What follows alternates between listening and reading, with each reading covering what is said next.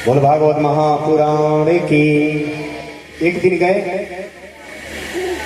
कुरुक्षेत्र, वहां पे भगवान ग्रहण लगा था, सूर्य ग्रहण। सूर्य ग्रहण में नदियों में स्नान करने का बड़ा लाभ है। उधर से ब्रजवासी भी आए थे, भगवान भी गए थे। और जैसे रास्ते में जा रहे थे, भीड़ लगी। भगवान ने अपने सैनिकों से कहा, भाई रास्ता खाली कराओ। जैसे रास्ता खाली कराने के गए द्वारिका के सैनिक जन, तो ब्रजवासी रास्ते में पड़ गए। जैसे उन्होंने सुना, जय जय घोष हो रही थी, श्री श्री 1008 भगवान श्री कृष्ण चंद्र जी महाराज पधार रहे हैं, कृपया रास्ता को खाली करें। एक ब्रजवासी मधुमंगल ने सुना, लाला ये तो हमारे बचपन के मित्र कन्हैया है, आज इसकी बड़ी लंबी चौड़ी दंडवत हो रही है। इतने में सभी ब्रजवासी खड़े हो गए, हम नहीं हटने वाले। जाके सेवक बुलाए, रास्ता खाली करो। इन्होंने कहा, हम नहीं खाली करने वाले। सेवक ने कहा, तुम्हें नहीं पता द्वारिकाधीश पधार रहे हैं। कौन है द्वारिकाधीश? तो श्री श्री 1008 श्री कृष्ण चंद्र जी महाराज। ब्रजवासी ने कहा कि जाके कह दो कि कुछ ग्वाले रास्ते में खड़े हैं, ब्रजवासी हैं, वो नहीं हट रहे हैं। और अगर पूछे कि कौन खड़े हैं तो कह देना कि तुम्हारे बाप खड़े हैं। अब गए, जाके सेवक ने कहा, महाराज कुछ ग्वालिया ग्वाले ब्रजमंडल से आए, वही रास्ता नहीं छोड़ रहे हैं। भगवान जैसे ब्रजमंडल ब्रजवासी का नाम सुना, बोले अच्छा वो और क्या बोले हैं? सरकार वो ऐसा शब्द बोले मैं आपसे नहीं कह सकता। नहीं बताओ भैया, बताओ। वो जैसा बोले वैसा ही बताओ। सेवक ने कहा, सरकार उन्होंने कहा कि रास्ते में तुम्हारे बाप खड़े हैं। भगवान कृष्ण वही रथ से दौड़े और जाकर ब्रजवासियों को गले लगाए। 100 वर्ष के बाद, जब से भगवान मथुरा गए थे, 11 वर्ष की मथुरा छोड़ दिए थे, और तब से आज 111 वर्ष हो गए। 100 वर्ष बाद सभी जितनी गोपियां हैं, गोप हैं, सबसे मिल रहे हैं कुरुक्षेत्र में स्नान हुआ। इसके बाद वसुदेव जी ने नारद जी से पूछा, हे भगवान कृपा करके बताइए हमें क्या करना चाहिए, क्योंकि मेरा पुत्र मिल गया। नारद जी ने कहा, देखो वसुदेव, जितने संसार के लोग हैं सभी के ऊपर 3 ऋण होते हैं, देव ऋण, ऋषि ऋण, पितृ ऋण। इन तीनों से मुक्त हो जाना ही चतुराई है। पितृ ऋण किसे कहते हैं? हमारे भैया बाप ने विवाह किया, हमें पैदा किया ताकि हम मरेंगे, मुखाग्नि देंगे अथवा उनके मुख इत्यादि पानी देने लायक वो हमें पैदा किए, तो हमारा भी दायित्व बनता है कि हम भी विवाह करके संतान उत्पन्न करें। तो इसे पितृ ऋण से मुक्त हो जाएंगे। दूसरा है ऋषि ऋण।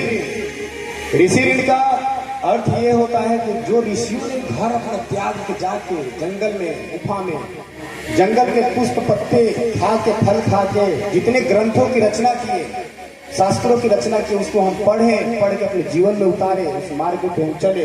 क्योंकि संसार दुखालय है, दुखालय में हमें दुख ही मिलेगा, लेकिन उन ऋषियों ने जो रास्ता सूत्र दे दिया है, अगर उस सूत्र को, शास्त्र को पढ़ोगे, उस सूत्र पे चलोगे, तो तुम्हें इस दुखालय में भी सुख प्राप्त होगा।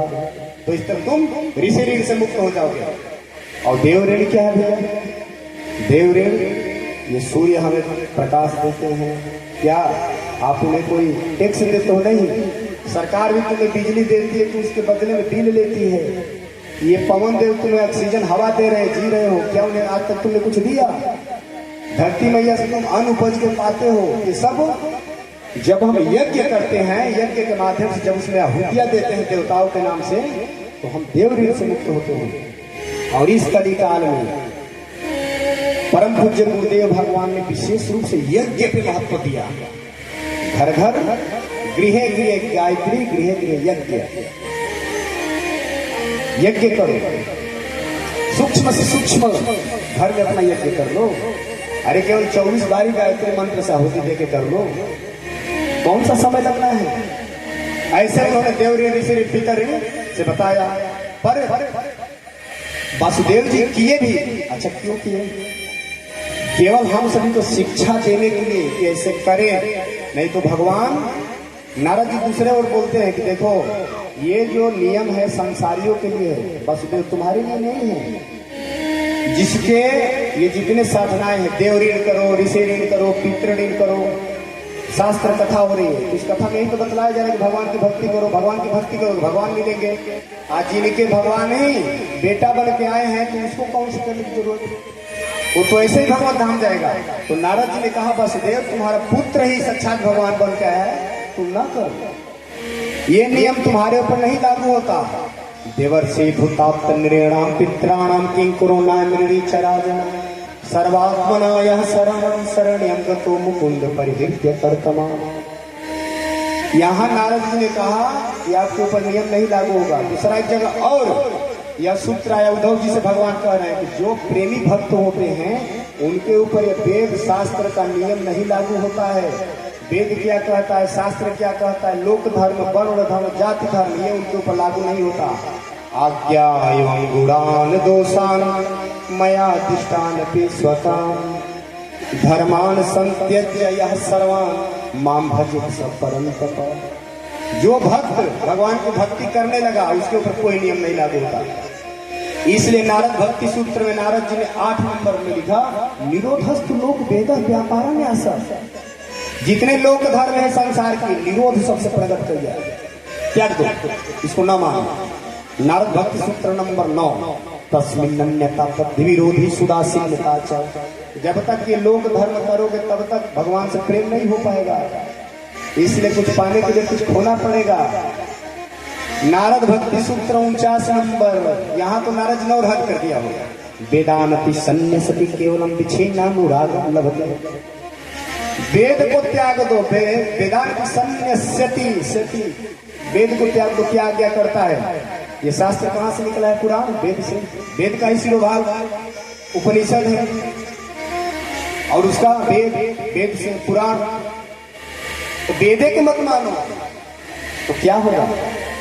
तन्मया, यह स्थिति जागृत हो जाएगी। तो जब तन्मया स्थिति जागृत हो जाएगी तो विहाय कर्मा विहाय कमान्य सर्वान कुमार निष्प्रिय निर्ममो निरहंकार शांति मध्य रेनाधिगच्छति, तुम्हें शांति की प्राप्ति हो जाएगी। कहीं तुम्हें गुण दोष नहीं दिखाई देगा। इसी शरीर में जीते जी चलते चलते तुम्हें भगवत प्राप्ति हो जाएगी, भगवान की प्राप्ति हो जाएगी। तुम्हें किसी का गुण दोष नहीं दिखेगा, ना ही तुम्हारे अंदर किसी प्रकार की कामना रह जाएगी। निर्माण मोहा जित संग दोषा आध्यात्म नित्या विनिर्वृत्त कामा द्वैंद्वार्य मुक्ता सुख दुख संगे गच्छन्ति मूढ़ पद्मयं तत्। ये स्थिति आ जाएगी। ऐसी शिक्षा देते हुए वसुदेव जी को नारद जी जो हैं आगे